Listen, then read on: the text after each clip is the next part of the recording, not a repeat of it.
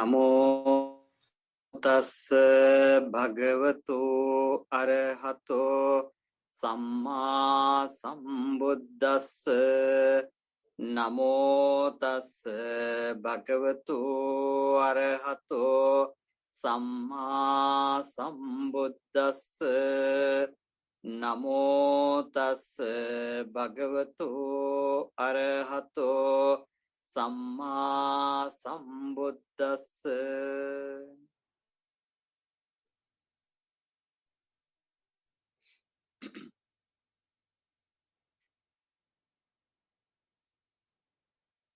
පින්නතුනි, ඇසල පොය ඊට දවස් දෙකකට ඉස්සෙල්ලා තිබුණා. දවසකට පෙර තිබුණා. අපිට අද තමයි මේ වස්සානේ ආරම්භ වෙන දවස. ලංකාවේ මං හිතන්නේ මීට පැය 24කට පෙර වස්සානේ ආරම්භ වුණා. එතකොට මේ පොය දවසේ අපේ ප්‍රධාන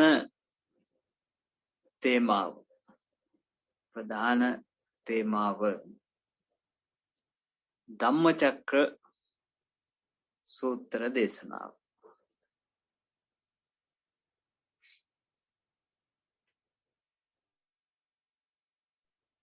අපේ අද දවසේ මාතෘකාවත් ධම්මචක්‍ර සූත්‍ර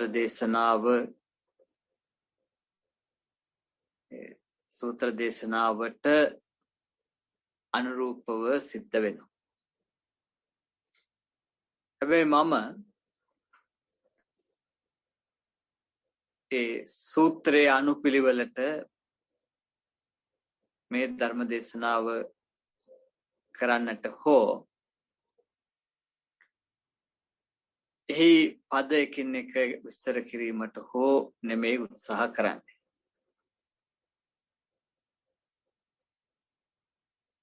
එහි අන්තර්ගත වෙන හරයත් එක්ක අවශ්‍ය කරුණු කීපයක් සාකච්ඡා කරන්න.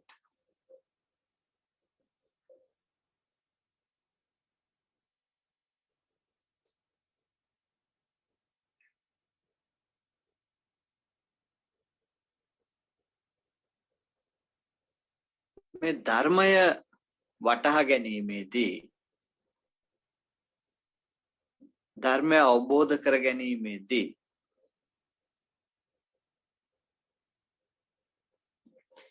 අපිට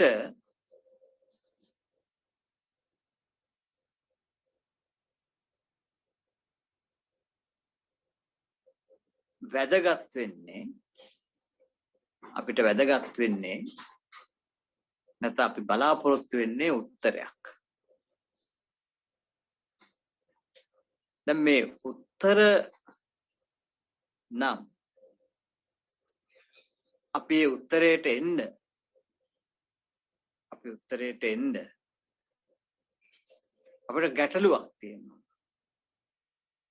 අපිට ගැටලුවක් තියෙනවා.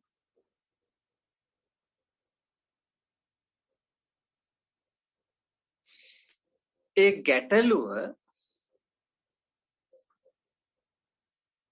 ගැටලු තිබුණටම බෑ. සමහර ගැටලු තියෙනවා. ඒවා ගැටලු වුණාට ඒවා අවශ්‍ය නැහැ. කිසිම දෙයකට මොනම දෙයකට අවශ්‍ය නැහැ. අර බුදුරජාණන් වහන්සේ තපනීය කියලා පැත්තකට තිබුණේ මාතෘකා ඒ වගේ. ඒ වගේ හැමදාම ගැටලු තියෙනවා. නමුත් ඒවා අවශ්‍ය දේවල් නෙමෙයි.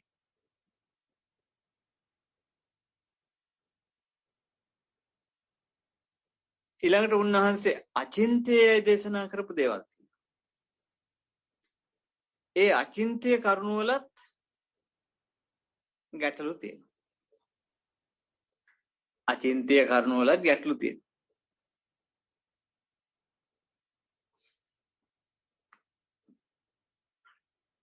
ඒත් ඒ අචින්ත්‍ය කරුණු වලට තියෙන ගැටලු වලට කවදාකවත් නිමාවක් දකින්න උත්තර නැහැ. ඒ කියන්නේ Tamanට හිතාගන්න බැරි දෙයකට, හිතන්න බැරි දෙයකට හිතීමේ හැකියාව ඒ ධාරිතාවේ නැති මාතෘකාවකට කවුරු උත්තර දුන්නා. ඒ උත්තරේ අඩුපාඩුකම් තියෙන්න පුළුවන්. නිවැරදි උත්තරේ දුන්නා තේරුම් ගන්න එකේ අඩුපාඩුකම් තියෙන්න පුළුවන්. ඒ නිසා මේ අචින්ත්‍ය වූ මාතෘකා, තපනීය වූ මාතෘකා තුලින් මතුවෙන ගැටලු සහ ඒවට උත්තර හෙවීම කියන එක අපි හිතුවත් අපි කල්පනා කරත් අර්ථ ශූන්‍ය වූ යමක්. ඒක අර්ථ ශූන්‍ය වූ යමක් වෙන.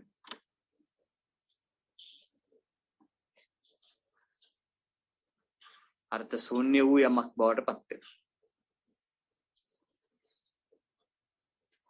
හැබැයි සැබෑ ගැටලුව කියන එක. සැබෑ ගැටලුව. ඒක හැම වෙලාවෙම සැබෑ ගැටලුව අරුබුදයක්.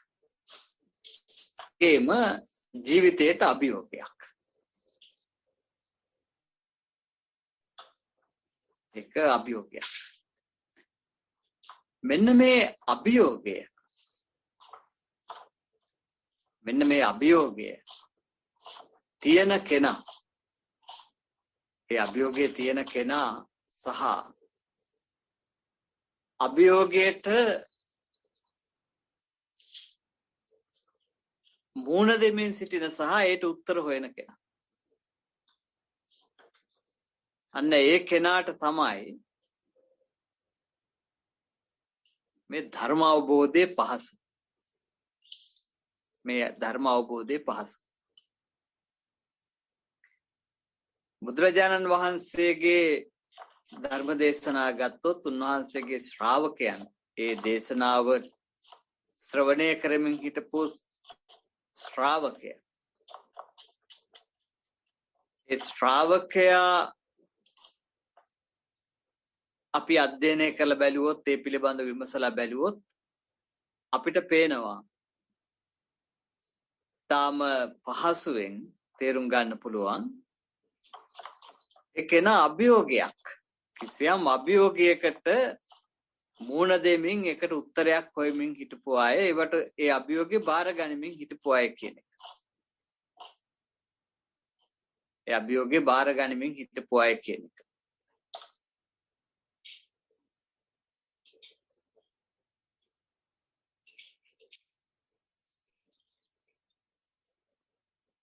මෙන්න මේ ස්වභාවය නිසා එයාට ධර්මයෙන් උත්තරයක් හොයාගන්න එක ඉතාම පහසුයි. ධර්මයෙන් උත්තරයක් හොයා ගැනීම ඉතාම පහසුයි. දැන් අපි ධම්මචක්ක සූත්‍ර දේශනාවේදී අපි සලකලා බැලුවොත්, කල්පනා කරලා බැලුවොත් මේ ශ්‍රාවක පිරිස, ඒ ධර්මචක්‍ර සූත්‍ර දේශනාවේ හිටපු ශ්‍රාවක පිරිස පස්වග තවුසන් අපි ගත්තොත්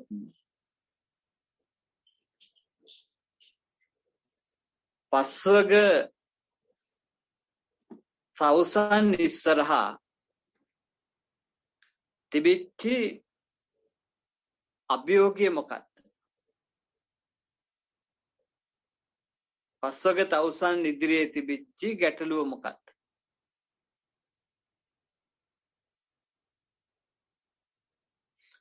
එයට තිබුණේ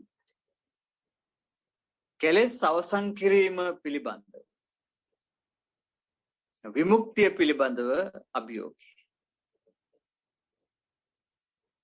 කෙලෙස් අවසන් කිරීම සහ විමුක්තිය පිළිබඳව අභියෝගය තමයි ඒ අයට තිබුණේ.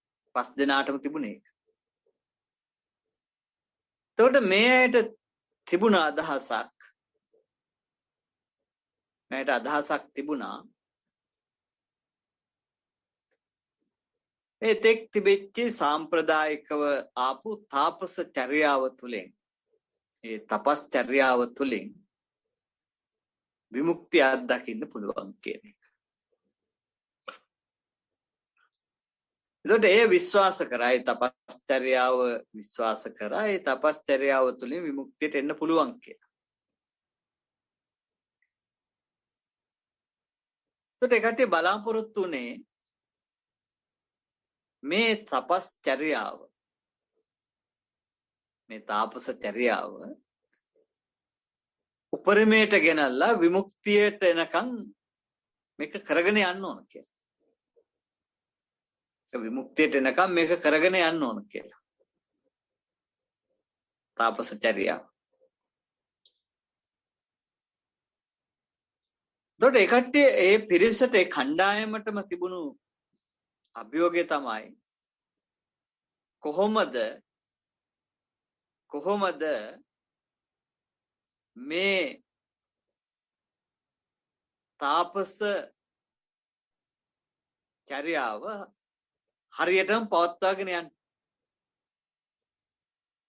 හරියටම පවත්වාගෙන යන්නේ. එතනදී පිරිස ශ්‍රාවක පිරිස එක අදහසකට ඇවිල්ලා තිබුණා. මොකද්ද?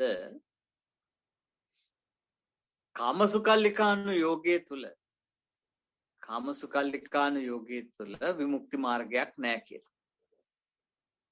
කාමසුකල්ලිකානු යෝගයේ තුල කෙලෙස් අවසන් කිරීමේ මගක් නැහැ කියන එක වුන් වටහාගෙන තිබුණා, අවබෝධ කරගෙන තිබුණා. දැන් අපි මෙතන මේ ඉන්න පිරිස හැටියට අපි කවුරුත් කල්පනා කරලා බැලුවොත් අපේ යටි හිත්වල ජාගර හිත නිදාගත්තු හිත මොන විදියට තියෙනවද කියන එක අපි තාම දන්නේ නැහැ. නමුත් අපේ දැනුම සහ බාහිර අපි තියෙන මනසත් එක්ක අපි මේක එකඟ වෙච්ච දෙයක් නේ. කාම සුකල්ලිකානු යෝගී කම් සුව සොයන පංචේන්ද්‍රයන් පිනවන ජීවන රටාව ඇතුලේ ක්‍රමවේදය ඇතුලේ විමුක්තිය නැහැ කියන එක දන්න. මෙතන ඉන්න හැමෝම දන්නවා. හැබැයි ඒ ඉන්ද්‍රයන් පිනවීම කියන කාරණේ ඒ අපේ පුරුද්ද ඉන්ද්‍රයන් පිනවීමේ පුරුද්ද තුළ පිළිබඳව යම් විශ්වාසයක් තියෙනවා. සතුට ආස්වාදය සුඛයක් ආස්වාදයක් විකේ වින්දනයක් තියෙනවා. සායේ තියෙන වින්දනයේ ආස්වාදයේ විඳීමේ උමනාව ඒ විශ්වාසය තියෙනවා. හැබැයි අපි විශ්වාස කරන්නේ නැහැ, පිළිගන්නේ නැහැ මේ පංචේන්ද්‍රයන් පිනවන කාමසුකල්ලිකානු යෝගය තුළ විමුක්තිය තියෙනවා කියලා. ඒතර පස්වග මහණුන් ගත්තොත් පස්වග මහණුනුත් ඔය අදහස දැරුවා. කාමසුකල්ලිකානු යෝගය තුළ විමුක්තිය නැහැ. කාමසුකල්ලිකානු යෝගය තුළ ප්‍රඥාව නැහැ. කාමසුකල්ලිකානු යෝගය තුළ බුදුවරයෙක් බිහි වෙන්නේ නැහැ. රහතන් වහන්සේ කෙනෙක් බිහි වෙන්නේ නැහැ. කියන එක කට්ටිය විශ්වාස කරා. එයයි මේක විශ්වාස කරේ ඊට වසර පස්වග මහණුන්ට බුදුරජාණන් වහන්සේ බුද්ධත්වයට පත් වුණාට පස්සේ මුණ ගැහෙන ඒ 35 වන වියේ ඉඳලා තවත් වසර 35කට පෙර ඉඳලා ඒ කට්ටිය මේ අදහස ප්‍රකාශ කරපු අය. බෝසත්යන් වහන්සේ ඉපදුණු අවදී ඉඳලා. ඒතර මේ පිරිස තරුණයි. ඒතර තරුණ කාලේ ඉඳලම මේ අය විශ්වාස කරා මේක. මොකද්ද? විශ්වාස කරපු දේ කාමසුකල්ලිකාණු යෝගයේ පංචේන්ද්‍රයන් පිනවීමේ ක්‍රමවේදයේ ක්‍රමය තුල විමුක්තිය හෝ ප්‍රඥාව නැහැ කියන එක. ප්‍රඥාවන්තෙක් බුදුවරයෙක් බිහි වෙන්නේ නැහැ කියන එක. රහතන් වහන්සේ කෙනෙක් බිහි වෙන්නේ නැහැ කියන එක. අවමතරමින් ඒ අයට ඒ වෙනකොට තිබුණු වචනේ ජීව මුක්ත. ජීව මුක්ත චේතෝ විමුක්ති ඊට ආසන්න වචනයක් අපේ තියෙනවා චේතෝ විමුක්ති කියලා. ඒ ජීව මුක්ත වීමවත් වෙන්නේ නැහැ කියන එක ඔවුන් පිළිගත්තු අය විශ්වාස කරපු අය. ඒකට ඒ අය එතරින් නොනැවති ඒ අත්තකිලමතාණු යෝගයේ තුල මේ කරන්න පුළුවන් කියලා විශ්වාස කරපු සහ ඒ වෙනුවෙන් කැප වුණු ජීවිතයක් ගත කරපු අය. ඕන අවුරුදු 35ක ඒ වෙනකොට අවුරුදු 35ක තාපස ජීවිතයක් ගත කළා තිබුණා. 5 දෙනා. ඒතුව වුන් බෝධිසත්වයන් වහන්සේ ඉපදිලා සතියක වගේ කාලයක් ඇතුළත තමයි ඔවුන් වනගත වුණේ. තාපසයන් අතරට ගියේ. ඉතර බෝධිසත්වයන් වහන්සේ මුණ ගැහෙනවා මේ ඇයට උන්වහන්සේගේ දුෂ්කර ක්‍රියා කාලය තුළ. ඉතර නැවත ඉසිපතනාරාමේදී මුණ ගැහෙනකොට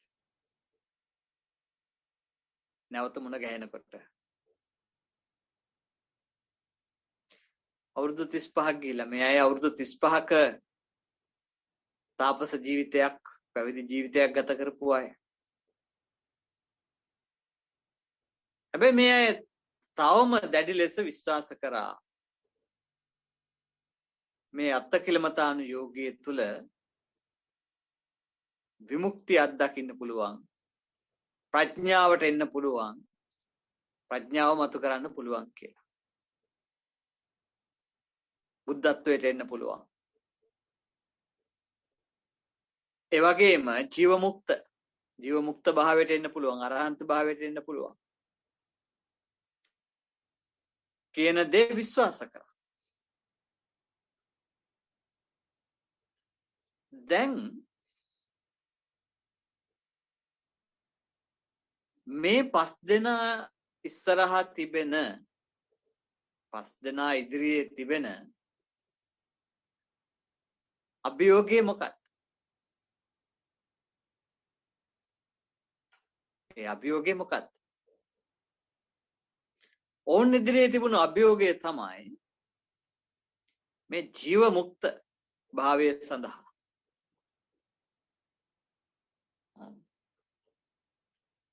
එතන මේ අය විඥාණයට තමයි ජීව කියලා කිව්වේ. එතන මේ විඥාන විමුක්තිය සඳහා අත්තකිලමතාණු යෝගේ කොයි කොටසද කරන්න ඕන? තව මොනවද මේකේ කරන්න තියෙන්නේ? කොහොමද ඒක වෙන්නේ? මෙන්න මේ කාරණය තමයි මේ අය ඉස්සරහ තිබිච්ච අභියෝගය.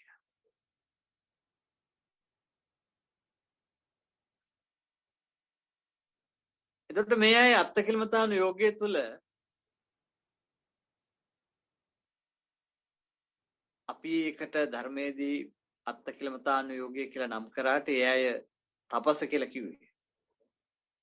ඔවුන් කිව්වේ තපස. ඔවුන්ගේ තපස ඇතුලේ ඔවුන් බැලුවේ මේ ශරීරය පාලනය කිරීම.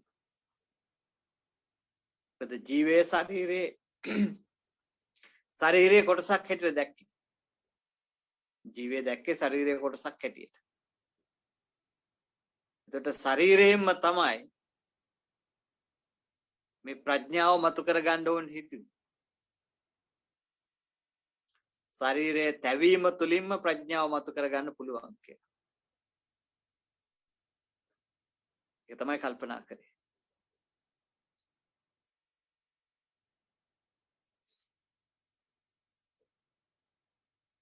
මේ අයට ඔන්න පැහැදිලි අභියෝගයක් තියෙනවා. ඔවුන් සිද්ධාර්ථ බෝධිසත්වයන් වහන්සේගෙන් බලාපොරොත්තු වුණේ මේ අනිත් සියලු දෙනාට වඩා මේ බලාපොරොත්තුව දරාගෙන හිටපු 5 දෙනා. ඒ 5 දෙනා සිද්ධාර්ථ බෝධිසත්වයන් වහන්සේගෙන් බලාපොරොත්තු වුණේ අපි සියලු දෙනාට වඩා හොඳින් මේ කාර්යය කරලා විමුක්තිය අත්දැකලා ප්‍රඥාව අත්දැකලා බුද්ධත්වය අවබෝධ කොටගෙන අපිවත් ඈතර කරાવી නේ අපිට තොටුපළ හදලා දේවි.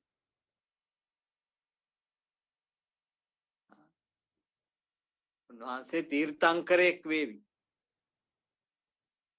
තීර්ථය හදන කෙනා තොටුපළ හදන කෙනා බවට පත් වේ. ඒ කියන බලාපොරොත්තු.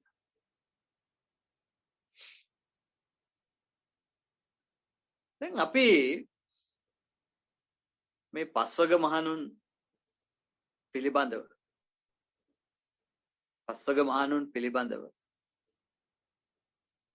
අපට තියෙන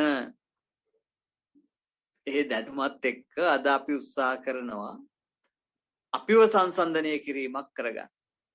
අපිව සංසන්දනය කර ගැනීමක් කරන්න.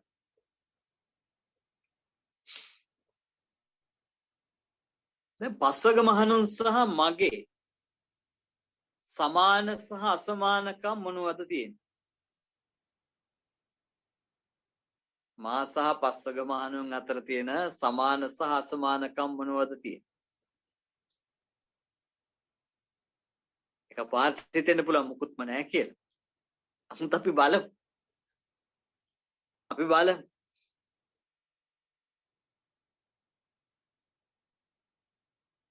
මම සහ පස්වග මහණුන් අතර සමාන අසමානකම්.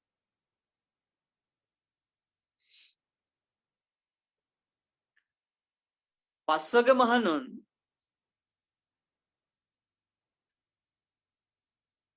කාමසුකල්ලිකානුයෝගයේ විමුක්තියට මග නෙමෙයි කාමසුකල්ලිකානුයෝගයේ හරහා විමුක්තිය අත්දැකිය නොහැකි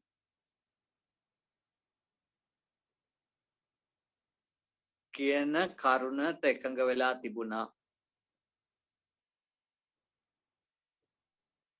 ඒක අපිට සමානයි. ඒක මට සමානයි. තම තමන්ට එක බලන්න. ඒක සමානයි. කාමසුකල්ලිකානුයෝගය.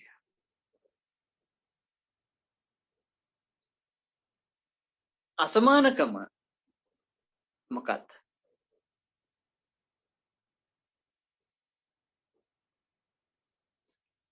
ඔවුන් කාමසුකල්ලිකානුයෝගය අත්හැරලා වෙනත් යෝගයකට ගිහිලා තිබුණා.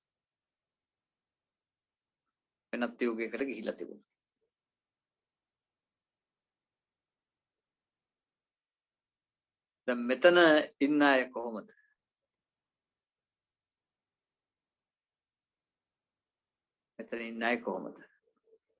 වරින් වර කාමසුකල්ලිකානුයෝගය අත්හරින්න.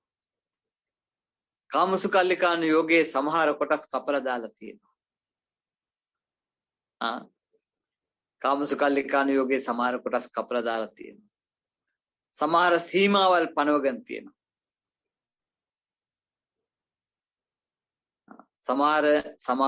සමහර සීමාවල් පනවගෙන තියෙනවා.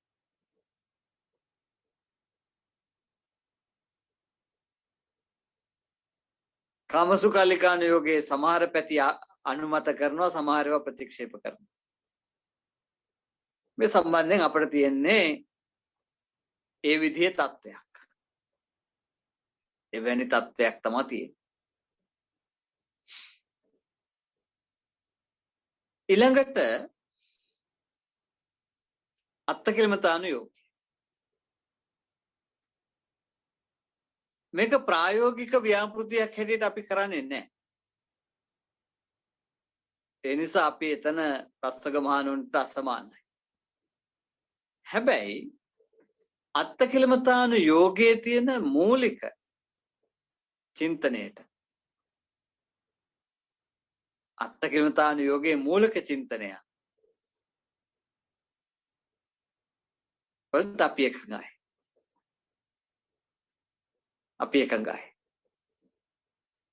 අපි හැඟීම් කායිකව පාලනය කර ගැනීම පිළිබඳව අපේ එකඟතාවයක් තියෙනවා. අපි එහෙම උත්සාහයක් ගන්න.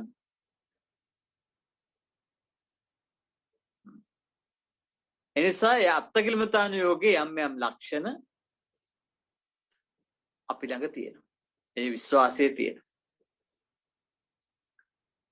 චර්යාවක් හැටියට නැති වුණාට. ඒ අනුව අපි කාමසුකල්ලිකාණු යෝගයෙන් යම් තරමකට මිදිලා නැද්ද? ඊට සමාන්තරව අත්තකිලමතාණු යෝගයෙන්ුත් මිදිලා නැහැ. මේක තමයි අපේ ස්වභාවය.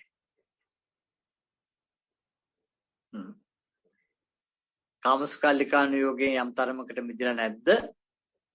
ඊට සමාන්තරව අත්තකිලමතාණු යෝගයෙන්ුත් මිදිලා නැහැ. ඒක තියෙනවා අපේ ජීවිතවල. උතර පස්වග මහණුන් සිද්ධාර්ථ ගෞතමයන් වහන්සේ බෝධිසත්වයන් වහන්සේ පිළිබඳව විශ්වාසයක් තබාගෙන තිබුණා. මෙතුමන්ට මේ විමුක්තිය අත්දකින්න පුළුවන්, බුද්ධත්වයට පත් වෙන්න පුළුවන්, මේක කරන්න පුළුවන් කියන විශ්වාසය තිබුණා.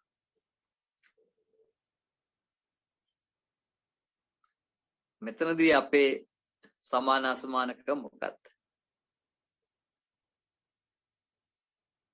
ඔවුන්ට තිබුණා විශ්වාසයක් මෙතුමන්ට මේක කරන්න පුළුවන් කියලා. අපි විශ්වාස කරනවා එතුමන් උන්වහන්සේ මේ වැඩේ කරා කියලා. මේ විමුක්තිය අත්දැක්කා, බුද්ධත්වයට පත් වුණා කියලා අපි විශ්වාස කරනවා.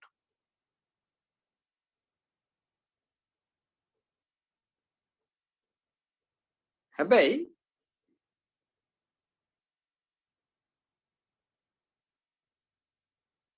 උන්වහන්සේ කොහොමද බුද්ධත්වයට පත් වුනේ? මොකද වුනේ? සහ ඒ ක්‍රියාදාමයේ පිළිබඳව අපිට තියෙන එක්තරා විදියකට අන්ධකාර කලාපයක්, අඳුරු කලාපයක් තියෙන. හැබැයි අපි ඒකනේ විශ්වාස කරන්න වෙන්නේ. ඒක තමයි අපිට විශ්වාස කරන්න වෙන්නේ.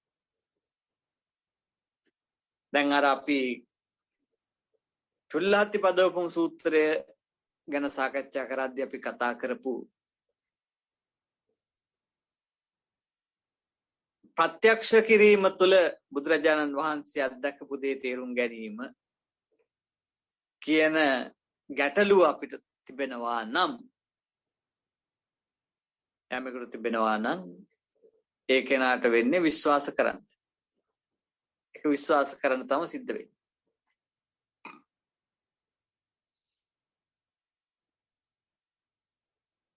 එතකොට අඳුරු කලාපයක් තියෙනවා. මොකද්ද උනේ? සිද්ධාර්ථ තාපසයට මොකද උනේ? බුද්ධත්වයට පත් වුණා කියලා කියන්නේ මොකද්ද? ඒ කාරණේ පිළිබඳව අඳුරු කලාපයක් නම් තියෙන්නේ. අන්න එතන අපිට විශ්වාස කරන්න පමණයි වෙන්නේ. ප්‍රායෝගිකව අත්දැකලා නැහැ ඒක. මම මේ සංසන්දනය කිරීම කරන්න කියලා කිව්වේ මේ දේශනාව තේරුම් ගැනීම සඳහා පහසු වෙන්නට, ඒ සඳහා යම්කිසි ප්‍රවේශයක් ගන්නට. සමහරවිට ඒ ප්‍රවේශය වෙනත් ධර්ම දේශනාවකට, සූත්‍ර දේශනාවකදී අපිට ප්‍රයෝජනවත් වන නිසා. ඒ නිසා මෙහිදී මම සිහිපත් කරනවා හැමෝටම ඔය සූත්‍ර දේශනාවල් කියවීමේදී බුදුරජාණන් වහන්සේ දේශනා කරන දේ වගේම එහි ශ්‍රාවකයා ගැන සැලකිලිමත් වෙන්න කියලා. එහි ශ්‍රාවකයා පිළිබඳව සැලකිලිමත් වෙන්න.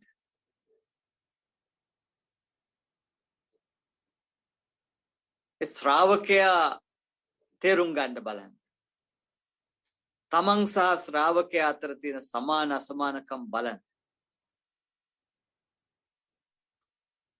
අන්න එහෙම බලලා සූත්‍රය කියවන්න ගියපුවාම අපට ඒ සූත්‍රයට ප්‍රවේශයක් ගන්න පහසු වෙනවා. ඒ ප්‍රවේශය ගන්න පහසුයි අපිට.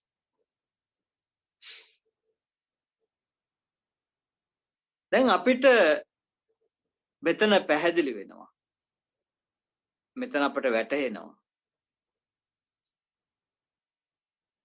මේ ධම්මචක්ක සූත්‍ර දේශනාව ශ්‍රවණය කරපු ශ්‍රාවකයන් 5 දෙනා. ඒ 5 දෙනාගේ මානසික ස්වභාවය.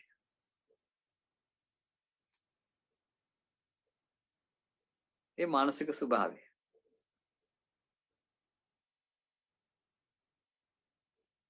ටිකක් කල්පනා කරලා බලන්න. Tamanට මට මේ බණහනවා කියන්නේ භාවනාවක් නේ. මේ බණහනවා කියන්නේ භාවනාව. ඒ නිසා මේ කරුණු ගොඩාක් ඉගෙන ගන්න ඕනේ. මේ පොඩි කාරණයක් ඉගෙන ගත්තාම ඇති පුංචි දෙයක්.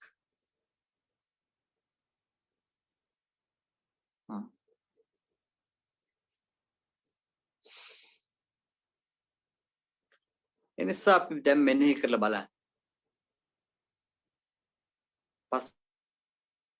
පස්වග මහණුන්ගේ ස්වභාවය, මානසික ස්වභාවය මොන වගේද කියලා කල්පනා කරලා බලන්න දැන්. දැන් අපි පොඩ්ඩක් ඒ ගැන කතා කරානේ. දැනුමක් ආවනේ. දැන් ආයෙත් මෙනෙහි කරලා බලන්න. ආයෙත් මෙනෙහි කරලා බලන්න. මේ 5 දෙනා මොනවද හිතුවේ? මොනවද කල්පනා කරේ? මොන වගේ අයද මේ අය? දැන් අපිට පේන්න ඕන. ඔවුන්ට දැඩි විශ්වාසයක් තිබුණා. මේ සිද්ධාර්ථ බෝධිසත්වයන් වහන්සේ. උන්වහන්සේට පුළුවන් මේ වැඩේ කරන්න කියලා. උන්වහන්සේ ගැන විශ්වාසය තිබ්බා. කාමසුකල්ලිකානු යෝගයේ පිළිබඳව ඔවුන්ට තිබුණු අදහස. ඔවුන් දැඩි ලෙස හිටියානේ. ඔවුන් දැඩි ලෙසනේ තමන්ගේ ගුරුවරු කොණ්ඩඤ්ඤගේ ගුරුවරු ජේෂ්ඨයෝ අනිත් 4 දෙනාගේ වප්පබද්දිය මහානාම අස්සජී ඒ 4 දෙනාගේ පියවරුන් ඔවුන්ගේ පියවරුන් ඒ සියලු දෙනාම රාජ්‍යරුව සුද්ධෝදන රාජ්‍යරුව ඒ සියලු දෙනාම වෙන මතයක ඉද්දී මේ 5 දෙනා දරුවනේ බරපතල විදිහට නෑ මේ කාමසුකල්ලිකානු යෝගයේ තුල ප්‍රඥාවන්තයා බුදුවරයා මේක බිහි කරගන්නම බෑ. ඒක වෙන්නේ නෑ කියන කාරණේ දැඩි ලෙසේ මතය දරුවය. මම මීට ඉස්සරත් මතක් කරලා තියෙනවා වගේ තරුණ පිරිසනේ මේ විශ්වාසය දැරුවේ. වැඩිහිටියෝ ජේෂ්ඨයෝ මහලු වයසේ හිටපු අයත් විශ්වාස කරානේ කාමසුකල්ලිකානු යෝගය. ඒ ලෞකිකත්වය. නමුත් මේ තරුණ වයසේ හිටපු කණ්ඩායමනේ නෑ ඒක එහෙම වෙන්නේ නෑ කියලා තීරණය කරේ. ඒකට ඒකසේ දැඩි ලෙස ඒක හිටියා. සහ වුන් තාපසචර්යාව විශ්වාස කරා. තාපස තුලින් තමයි මේ ප්‍රඥාව සහ මේ විමුක්තිය ලැබෙන්නේ කියලා. ඒක තේරුම් ගන්න. ඒක කල්පනා කරන්න මෙනෙහි කරන්න. ඔවුන්ගේ මනස, ඔවුන් හිතපු විදිය.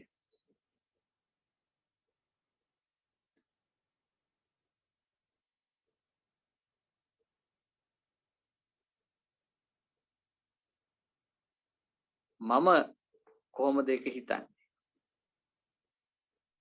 මම කොහොමද කල්පනා කරන්නේ?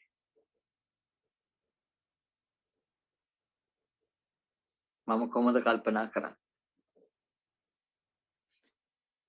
දැන් මේ හැමෝම බණ අහන අය, ධර්මය දන්න අය. දැන් හිතන්න බලන්න මට මුණ ගැහෙනවා පස්වග මහණු මේ බුදුරජාණන් වහන්සේ මුණ ගැහෙන්න පෙර එහෙම නැත්තම් පස්වග මහණුන් අතරේ එක ඉඳලා බුදුරජාණන් වහන්සේ මැගෑරිච්ච කෙනෙක් කියලා අපි හිතමුකෝ. පස්වග මහණුන්ම දරපු මතයේ ධර්මී එම අදහසේ ඉඳලා එදා ඇසල පොය දවසේ හිටියේ නෑ මැගෑරුණා. එක්ක ඔහු තාම ජීවත් වෙනවා කියලා හිතන්නකෝ. එහෙම නැත්තම් සංසාරේ කොහේ හරි ඉඳලා කැරකිලා ඇවිල්ලා මට හම්බ වෙනවා. අද මට 2600 ගානකට පස්සේ මුණ ගැහෙනවා මොකක් හරි ක්‍රමයකට. ඔහු අර පරණ මතේම බුදුරජාණන් වහන්සේ පස්වග මහණුන්ට මුණ ගැහෙන්න පෙර දරපු මතේම තාම දරන.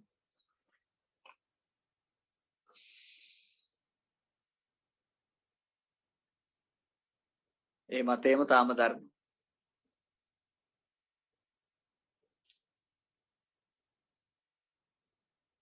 මම ඔහුට මොනවද කියන්නේ? මම ඔහුට මොනවද කියන්නේ?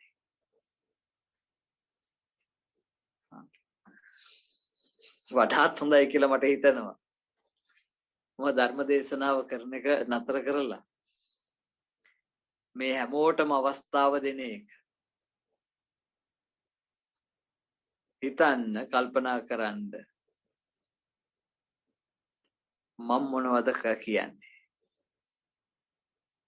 මම කියන්නේ මොනවද?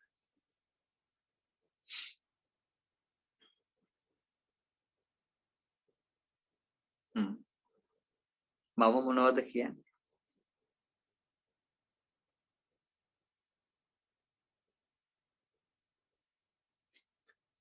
මම ඒ කියන දේ කොහොමද මං කියන්නේ? මම ඒ කියන දේ කොහොමද කියන්නේ?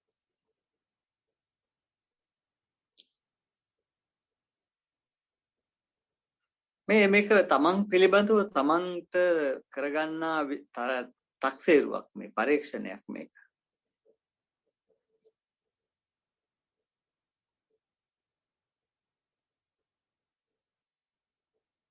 මම දෙන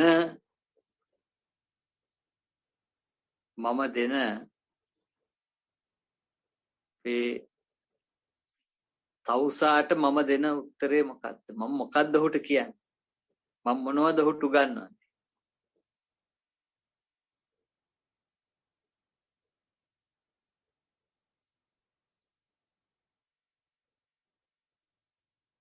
මේක වැදගත් කාරණයක්. ඔව් ධම්මචක්කය දන්න නිසා. ධම්මචක්කය දන්න නිසා අපිට ධම්මචක්ක සූත්‍ර දේශනාව එහෙමම කරන්න පුළුවන්.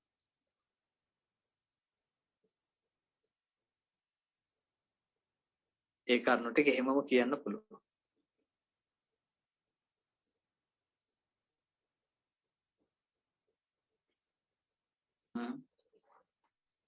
මං ඒ කියන්නේ මොකෙන්ද? කොහොමද කියන්නේ? මම ඒ කියන්නේ දහම් දැනුමෙන්. මට තියෙන දහම් දැනුමෙන් මං කියන්නේ. සමහර විට ඒ තවුසා මිගදායෙන් මැගෑරුණු තවුසා අද ඔබට හම්බ වෙලා ඉන්න මේ තවුසට ওই දේශනාව මම මගේ දැනුමෙන් කරන මේ දේශනාව අහගෙන ඉඳලා ඒ තවුස රහත් වෙන්නත් පුළුවන්. ඒ තවුස රහත් වෙන්නත් පුළුවන්. එහෙම වෙන්න පුළුවන්. හැබැයි ඒ තවුසාට ඒ කාරණේ උගන්වපු මට මොකද වෙලා තියෙන්නේ කියන එක කල්පනා කරන්න ඕන එකක්, මෙනෙහි කරන්න ඕන එකක්. මම ඉස්සරහා තියෙන අභියෝගයක්. මම ඉස්සරහා තියෙන ගැටලුවක්. මොකක් හෝ ප්‍රශ්නයක් මෙතන තියෙනවා. මොකක් හෝ දික්තාශ්‍රවයක් මෙතන තියෙනවා. මම ඒක විස්තර කරන්න හෝ කල්පනා කරන්න යන්නේ නෑ මේ වෙලාවේ. Tamante එක තමන් ඒක බාර ගන්නවා. හැබැයි තවුසා දේවානම්පියතිස්ස අයතුමාට මුණ ගැහුණා නම් දේවානම්පියතිස්ස රජතුමා හෝ අනුලා බිසව පස්සේ අනුලා රහත් මෙහෙණිය අරිට්ඨ කුමාරයා අරිට්ඨ හාමුදුරුවෝ අරිට්ඨ මහරහතන් වහන්සේ ඒ අයට මුණ ගැහුණා නම් ඒ අයත් සමහර විට ධම්මචක්ක සූත්‍ර දේශනාවම කරයි. ඔබට මගහැරුණු ඔබේ සගයින් 5 දෙනාට බුදුරජාණන් වහන්සේ දේශනා කරේ මෙන්න මෙහෙමයි කියලා කියන කාරණේ. හැබැයි මම සහ අරිට්ඨ මහරහතන් වහන්සේ අනුලා මහරහත් මෙහෙණින් වහන්සේ අතර වෙනසක් තියෙනවා. එතන වෙනසක් තියෙනවා.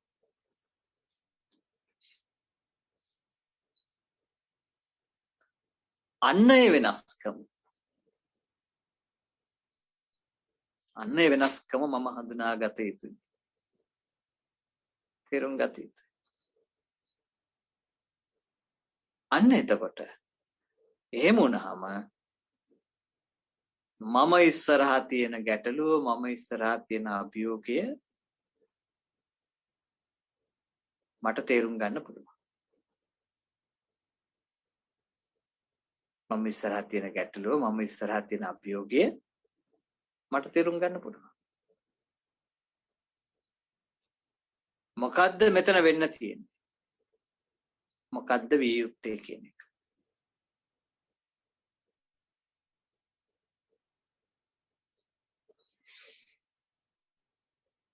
දැන් බලන්න පස්වග මහණුන්ට බුදුරජාණන් වහන්සේ දේශනා කරද්දී උන්වහන්සේ මෙහෙම දේශනා කරන්නේ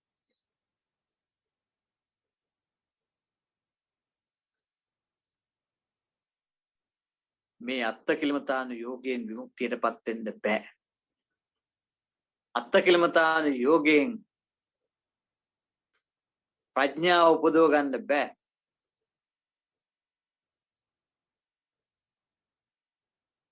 බුද්ධත්වයටපත් වෙන්න බෑ කියලා උන්වහන්සේ මේ දේශනාව පටන් ගත්තා නම්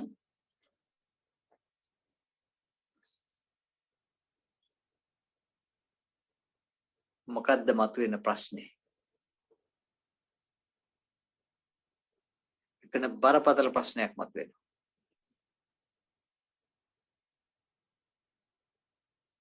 අනිවාර්යෙන් මේ 5 දෙනාගෙන් එන්න පුළුවන් ප්‍රශ්නේ මතු කරන ප්‍රශ්නේ තමයි එහෙමනම් ඔබ වහන්සේ කියන්නේ කාමසුකල්ලිකාන යෝගයෙන් ප්‍රඥාවට එන්න පුළුවන් කියලාද කියන ප්‍රශ්නේ මතු කරලා විවාදයකට යනවා. ඇයි මම එහෙම කියන්නේ? ඒක හිතලුවක්ම නෙමෙයි.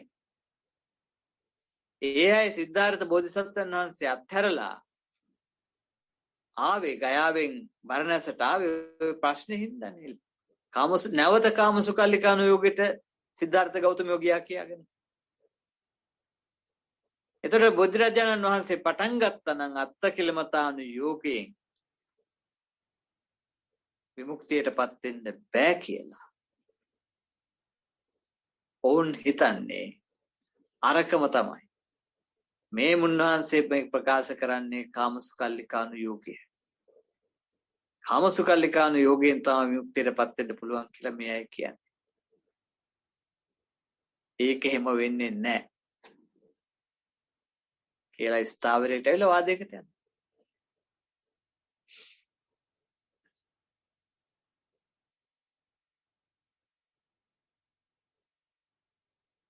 උන්වහන්සේ බැරිලාවත් ප්‍රකාශ කරා නම් කාමසුකල්ලිකානු යෝගයෙන් මේක කරන්න බෑ කියලා. එහෙම පටන් ගත්තා නම් උන්වහන්සේ පටන් ගත්තා නම් අත්ත කියලා ඉස්සරලා මුලින් කාම සුකල්ලිකානුයෝගයෙන් බෑ කියලා පටන් ගත්තා නම් අර විදියට වෙනවා. ඊළඟට උන්වහන්සේ පටන් ගත්තා නම් මේක කාම සුකල්ලිකානුයෝගයෙන් කරන්න බෑ කියලා. අස්සක තවුසන් එතන කාරණේ අපි ඒක තමයි කියන්නේ. අපි ඒක තමයි කියන්නේ. ඒක බෑ කියලා. අමුන්නාන්සේ තමයි ඒක අත්හැරි. විවාදයක් ඇති වෙනවා.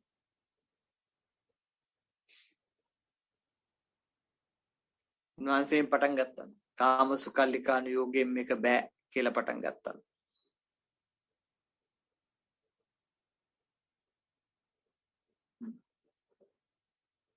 ඒත් විවාදයක් එනවා. අනිත් පැත්තට ආවත් විවාදයක් ඇති වෙනවා. ශ්‍රාවකයා විවාදයකට ගිහිල්ලා පටිගයකට ගිහිල්ලා ගැටුමක් ඇති වෙනවා විතරයි. එතනයි වෙන්නේ. ඒකයි වෙන්නේ.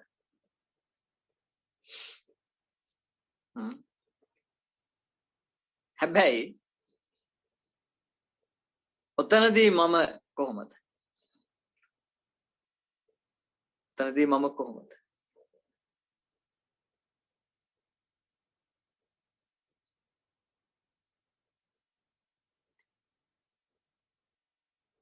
මම එතනදීත් පස්වග තවුසන්ගේ මට්ටමට මන් දියුණු නැහැ. මම මේක දැනුමක් හැටියට විතරයි ගන්නෙ. මේක කාමසුකල්ලිකානුයෝගිනුත් බෑ, අත්තකිලමතානුයෝගිනුත් බෑ. මේ දැනුමක් විතරයි ගන්නෙ. බුදුරජාණන් වහන්සේ මෙතන පටන් ගන්නේ ප්‍රවේශය ගන්නේ ද්වේමේ භික්කවේ අන්තා පබ්බජිතේන විමුක්තිය හොයන අය. පබ්බජිතය කියන්නේ විමුක්තිය හොයන අය. තේරුණාද? පබ්බජිතය යනවා විමුක්තිය හොයන්න. පබ්බජිතේන විමුක්තිය හොයන කෙනා, ප්‍රඥාව හොයන කෙනා ද්වේමේ භික්කවේ අන්තනසේ විතප්පා. මේ අන්ත දෙක සේවනයේ නොකළ යුතුයි.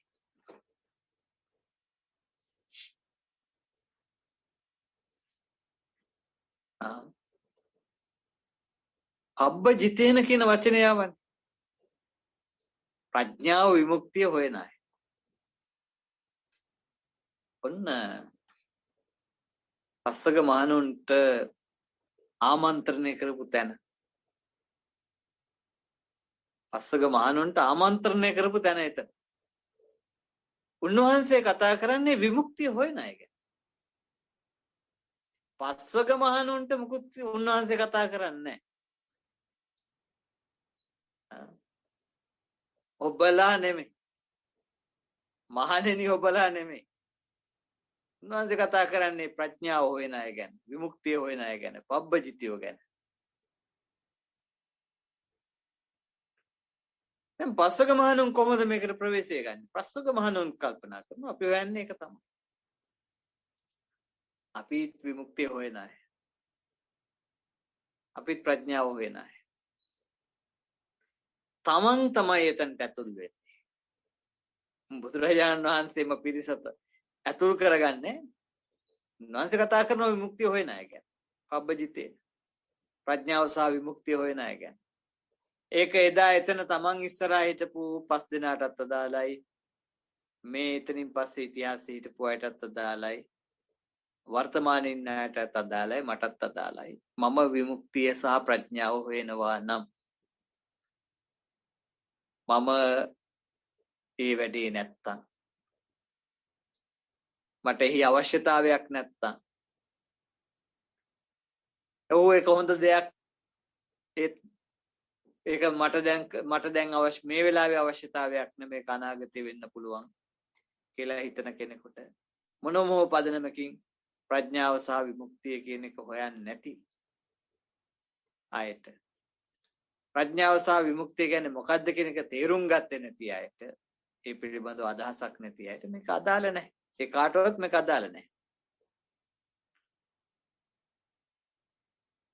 තේරෙනවද? බෞද්ධයෙක් උතරමුණුත් මේක අදාළ වෙන්නේ නැහැ නේ. බෞද්ධයෝ කියලා කිව්වම තව කොච්චර වැඩ තියෙනවද නේ? බෞද්ධයෝ කිව්වම වැඩ ගොඩයි.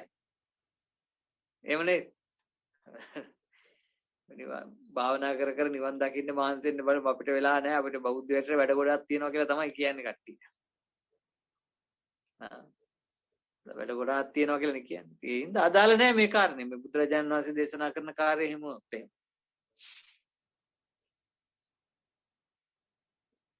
මෛත්‍රී බුදුරජාණන් වහන්සේගේ ශාසනය නිවන් දකින්න ඉන්නේ. ඒත් මේක අදාළ නැහැ. මොකද ඔක අදාළ වෙන්නේ ඒ අනාගතේ මෛත්‍රී බුද්ධ ශාසනය ඇති වුණාට පස්සේ එතනදී ඔක අදාළ වෙන්නේ. ඒ හින්දා ඔක අදාළ නැහැ.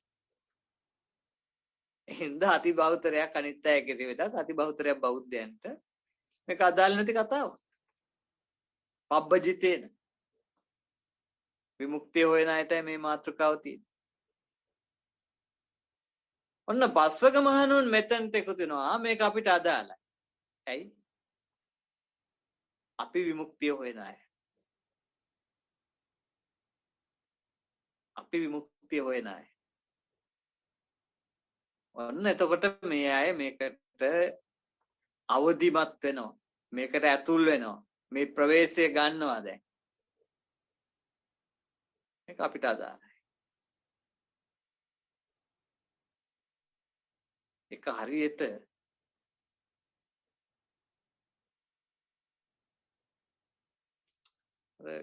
කොවිඩ් ගැන පරීක්ෂණ කර කර හිටපු අය 100,000 ගණක් ඔක පරීක්ෂණ කරන්නේ. එතකොට ආවනම් උත්තරයක් මෙන්න මේ කොවිඩ් වලට ප්‍රතිකාරයක් හොයන අය මේ ක්‍රමවේදය අනුගමනය නොකළ යුතුයි කියලා කවුරු හරි ප්‍රකාශ කරා.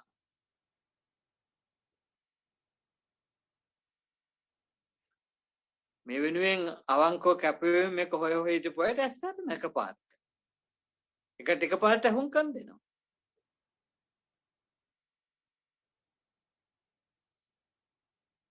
මොනවද? මොකද්ද ඒ අනුගමනය නොකළ යුත්තේ?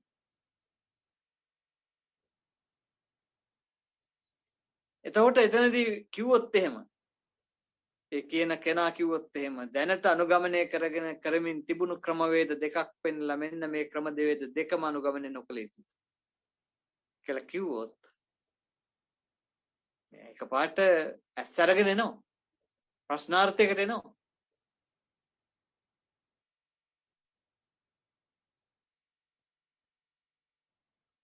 ඉතින් නෑ හරීම ෂෝක් මේ උදාහරණේ ගන්නත් හරීම පාසෙ වුණ ධම්මික පැණිය වීපු ගමන් කියලා කිව්වනේ. එතකොට ඒක විශ්වාස කරන එක ඔන්න එතන තමයි අපි මේක බිව්වම ප්‍රශ්නේ හරි. ධම්මිකනේ දැහැමි වචනෙත් අපිට හොඳයිනේ ධම්මිකනේ. ධම්මික ඒක ඊ타මතාම මේ කාරණේ ඊ타මතාම කරපු දෙයක්. ඒ මොකද හේතුව ඔහුගේ පුජ්‍යලයාගේ නමක් ධම්මික නෙමෙයි. එතකොට ඇයි ධම්මික කියලාම දැන් අපේ මිනිස්සුන්ගේ මනසේ තියෙන විඥානය තුළ තියෙන අර ඒක හරියටම පාවිච්චි කරන්නේ. ඒක තමයි මාධ්‍ය භාවිතාව කියන්නේ. විශ්වාස කරන.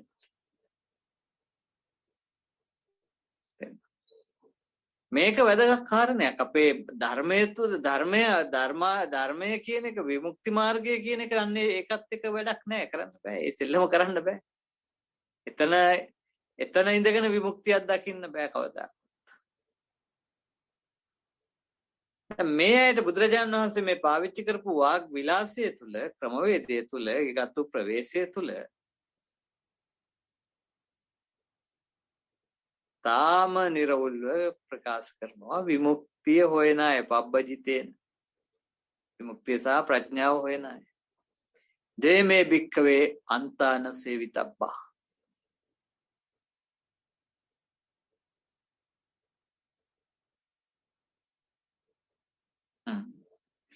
මේ අන්ත දෙක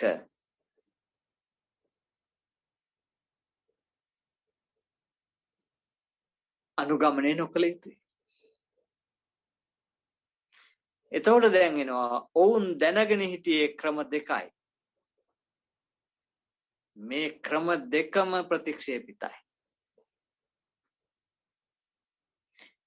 මේ පස් දෙනාගෙන් කොණ්ඩඤ්ඤටත් මේ අයටත් විවාදයක් ඇති නොවෙන්නේ ඔවුන් ඒ කාරණයට එකඟ වුණා. ඔවුන්ගේ මනස් එකඟයි ඒකට. ප්‍රත්‍යක්ෂව අවබෝධයෙන් දන්නවා මේක. එතකොට එනවා ඉඩක් තුන්වෙනි උත්තරයක් තියෙනවා.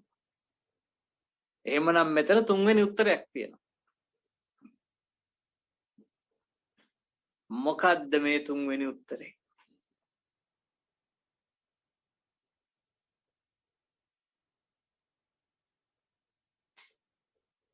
දැන් කොණ්ඩඤ්ඤ උන්නේ නෑනේ අපි. ඒකනේ තවම බනහන්නේ. අපි හිතමු මේක අවසන් කරන්න පෙර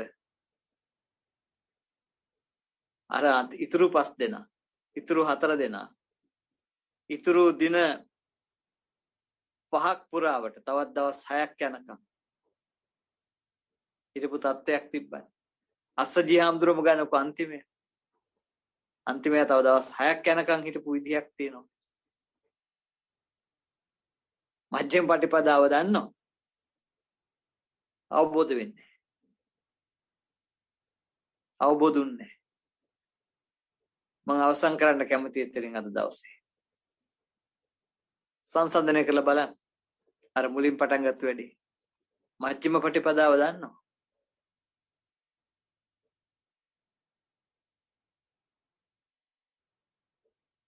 එතනින් එයාට ප්‍රඥාව හෝ විමුක්තියට ඇවිත් නැහැ. ඇයි ඒ ප්‍රශ්නේ ඉඩ තියාගෙන කල්පනා කරන්න මං ඉඩ තියලා අවසන් කරනවා. සියලු දෙනාටම ඒකට උත්තරයක් හොයාගන්න ලැබේවා කියලා මම ප්‍රාර්ථනා කරනවා.